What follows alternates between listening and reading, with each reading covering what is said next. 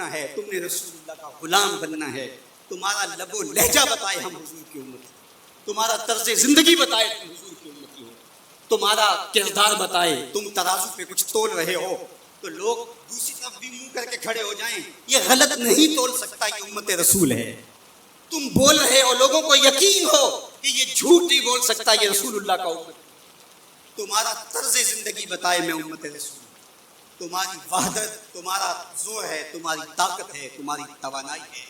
فرمایا وَكَذَلِكَ جَعَلْنَاكُمْ أُمَّةً, ہم نے تو امت بنایا تھا, تم ٹکڑے ٹکڑے ہو, تم نے اپنے آپ کو بانٹ, تم ایک دوسرے کا گریبان نوچنے لگے, تم ایک دوسرے کے جبے پھاڑنے لگے, تم ایک دوسرے کے لیے نفرتوں کے بیج بونے لگے, تمہاری زبانیں انگارے اگلنے لگی, تم چنگاریاں نکالنے لگے, تم ممبر و محراب کے تقدس کو پامال کرنے لگے, تم خواہشات کے غلام بن گئے, تم آرزوؤں کے نوکر بن گئے, تم اپنے نفس کی غلامی میں آ گئے.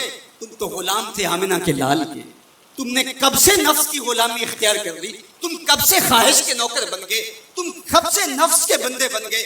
پھر تمہیں ذلیل نہ کیا جاتا تو اور تمہارا علاج کیا ہے؟ تقدیر کے قاضی کا یہ فتویٰ ہے ازل سے, ہے جرم ضعیفی کی سزا مرگ مفاجات, یہ تقدیر کا فیصلہ ہے. عبد القادر روحیلے نے جب ملک تیمور کو قید کر کے اس کی آنکھیں نوکے خنجر سے نکالی اور اس کی حرم کی بیٹی اور بہوؤں کو بہنا ناچنے پہ مجبور کیا, لیکن ایک دم نہ جانے اس کو کیا خیال آیا, اس نے سارا اسلحہ اتار کے پھینک دیا اور چارپائی پہ لیٹ کے خراٹے لینے لگے, لیکن وہ بیٹیاں برابر ناچتی ہیں.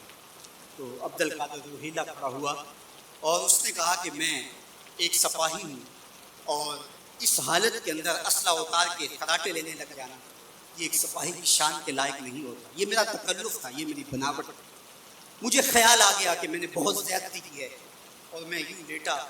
میرا خیال تھا کہ تیمور کی کوئی بیٹی میرے ہی خنجر سے میرا گلا چیر دے گی, لیکن اس کے باوجود تم برابر ناچتی رہی. حمیت نام تھا جس کا گئی تیمور کے گھر سے. اس نے کہا کہ اب میں حق بجانب ہوں جو میں نے آپ کے ساتھ کیا, اس لیے کہ میرے خنجر کو پڑا ہوا دیکھ کے اور مجھے خراٹے لیتے ہوئے دیکھنے کے باوجود بھی جب تم ناچ رہی ہو تو پھر میں نے غلط نہیں کیا. تمہارا علاج یہی تھا. جب ہماری بیٹیاں غیروں کے نرغے میں, جب ہمارے گلے چیرے جا رہے, جب شام اجڑ رہا, جب برما میں آریوں کے ساتھ انسانی آزاد کاٹے جا رہے, جب بغداد کے اندر اس امت کی شہزادیاں بھیک مانگنے پہ مجبور ہو, تو مجھے بتاؤ اس زمانے میں بھی ہم ایک دوسرے کے گریبان نوچیں گے؟ تو پھر جو ہمارے ساتھ ہو رہا ہے یہ ہماری سزا تھی. ہمیں امت بنایا گیا تھا, ہم نفس کے غلام بن گئے, ہم خواہشات کے نوکر بن گئے. تو میرے رب نے کہا وَكَذَلِكَ جَعَلْنَاكُمْ أُمَّةً. دوسری بات وسط, تمہیں امت وسط بنایا.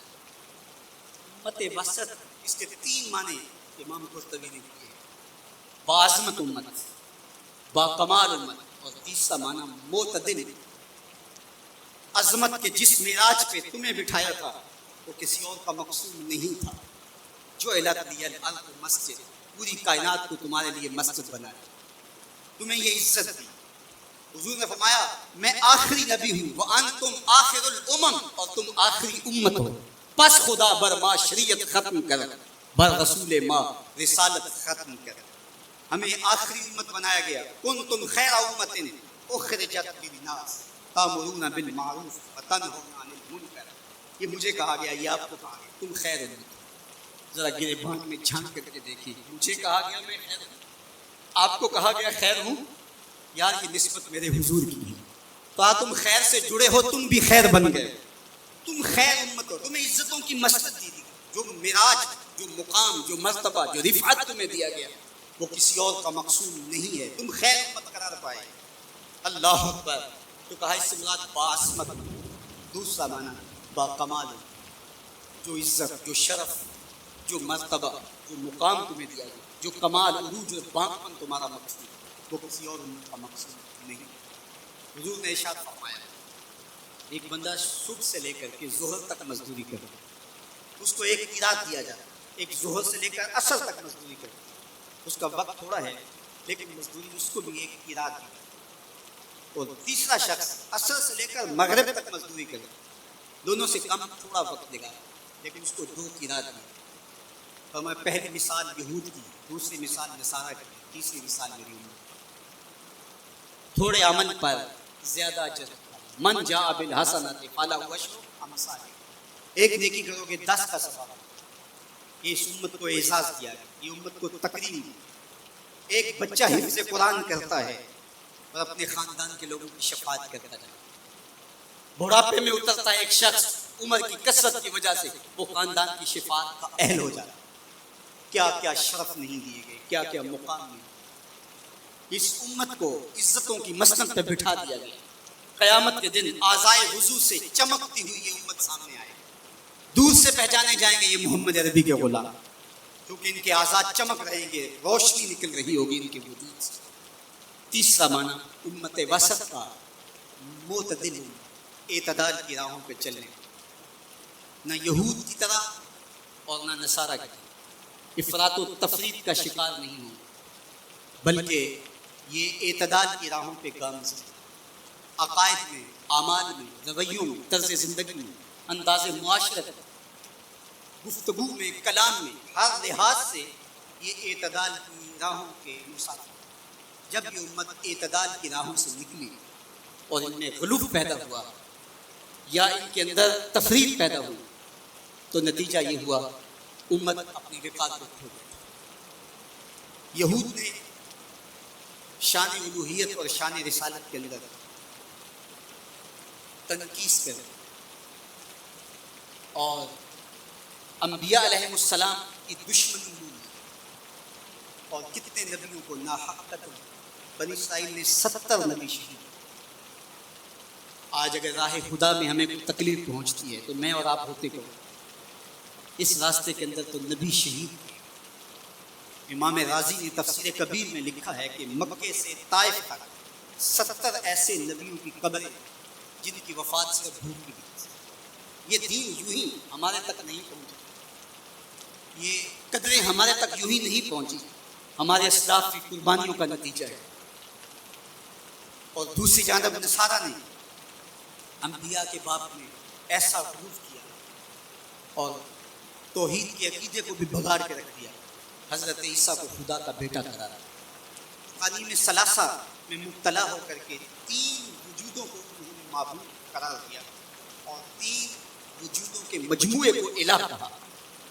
افراط اور تفریط کی راہوں پہ گامزن ہونے والے گمراہیوں کا شکار ہوئے، لیکن مجھے میرے دین نے، میرے اسلام نے جو عقیدہ دیا وہ صراط مستقیم کا عقیدہ، اور ہر روز ہر نمازی ہر نماز کی ہر رکعت میں اصالتاً یا وقالتاً یہ کہتا ہے اہدنا الصراط المستقیم۔ یہ اتنی ضرورت ہے ہماری کہ اللہ سے مستقیم راہ مانگے کہ چونکہ دونوں جانب لڑکنے کے اندیشے لمحہ لمحہ موجود ہیں، پھر اس کو اجھالنے کے لیے آگے کہہ دیا کہ غیر المغضوب علیہم ولا الضالین، یعنی نہ تو گمراہوں کا راستہ اور نہ جن پر تیرا غضب ہوا ان کا راستہ، نہ افراط نہ تفریط کی راہ۔ مالک مجھے مستقیم راہوں کا مسافر، سیدھی راہ پہ گامزن، کیونکہ سیدھی راہ پہ گامزن ہونا ہی ہدایت کی علامت ہے۔ جب ترازو کے دونوں پلڑے برابر رہتے ہیں تو اس کو عدل کہتے ہیں، اسی سے اعتدال نکلا، کوئی پلڑا جھکا نہیں، عدل کا نظم خراب نہیں ہوا۔ تم لمحہ لمحہ عدل کی راہوں پہ گامزن رہو گے، اپنا محاسبہ کرتے رہو گے، اپنے عقائد کا محاسبہ کرتے رہو گے، تمہارے عقائد میں خرابی نہیں آنی چاہیے۔ تمہارے 3 بنیادی عقیدے ہیں، عقیدہ توحید، عقیدہ رسالت اور عقیدہ آخرت۔ ان عقیدوں میں کبھی بھی بگاڑ نہ آنے دینا۔ اللہ جل شانہ کی جو شانیں ہیں، اللہ کی جو عظمت ہے، وہ تمہارے رگ و ریشہ میں ہر وقت اس کا رعب اور اس کی خشیت موجود رہنی چاہیے۔ انبیاء علیہ السلام کی عظمتوں کے باوجود کہیں ایسا نہ ہو کہ تمہارے عقیدوں کے اندر خرابی آئے اور تم کہیں غلو کا شکار ہو جاؤ، جس طرح کے نصارہ نے کیا۔ اللہ کی شانیں، اللہ کی عظمتیں وراء الورا ہیں۔ اور پھر دوسری بات، کہیں ایسا نہ ہو کہ توحید کے نشے میں تم انبیاء کی تکثیر کرنے لگ جاؤ اور نبی کی شان تمہارے لیے تکلیف کا سبب بننے لگ جائے۔ شاید اس سے توحید میں کوئی فرق آتا ہے، میاں توحید میں فرق نبی کی عظمت سے کیسے آئے گا؟ اس لیے کہ نبی کو عظمت دینے والا تو میرا رب ہی، وَرَفَعْنَا لَكَ ذِكْرَكَ، اور پھر تیسری بات عقیدہ آخرت. آخرت کا عقیدہ یہ ہے کہ ہم نے اس دنیا پر بیٹھ نہیں رہنا. بہرحال اللہ کی طرف سے جو اس کے علم میں متعین ہماری زندگی ہے اس کو گزارنے کے بعد ہم نے یہاں سے رخصت ہونا. وہ ہم جوانی میں چلے جائیں, ہم بڑھاپے میں چلے جائیں, یا ارذل العمر کے بعد ہم اس دنیا سے رخصت ہوں, یا بچپن میں چلے جائیں, یہ ہمارے علم میں نہیں ہے. یہ ہمارا ہم سے مخفی رکھا گیا, یہ اللہ کی حکمت ہے. لیکن یہ طے شدہ ہے کہ ہم نے یہاں بیٹھ نہیں رہے, اور جب یہاں سے جانا ہے تو ایک دوسرا جہاں ہمارے لیے منتظر ہے, اور وہاں ہم نے ایک ایک عمل کا حساب. ثم لتسألن یومئذ عن النعیم. اس نے ایک ایک عمل کے بارے میں پوچھا. اللہ اگر چاہے تو ہم سے گرفت کر لے, اور اگر چاہے تو اپنے کرم سے معاف.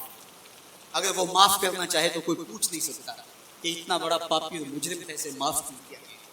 اور اگر وہ گرفت کرنا چاہے تو کسی کو حق نہیں ہے کہ وہ یہ کہہ سکے کہ مجھے گرفت کیوں کی گئی.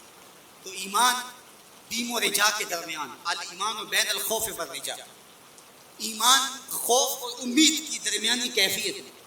ڈر بھی لگا رہے, دھڑکا بھی لگا رہے, اور امید کے چراغ بھی بجھنے نہ پڑے. فضل دی آس ہے میں تنالے ڈر بھی آئے. فضل کی امید بھی رہے لیکن خوف بھی طاری رہے. پکڑا بھی جا سکتا ہوں, گرفت بھی ہو سکتی ہے, اس کی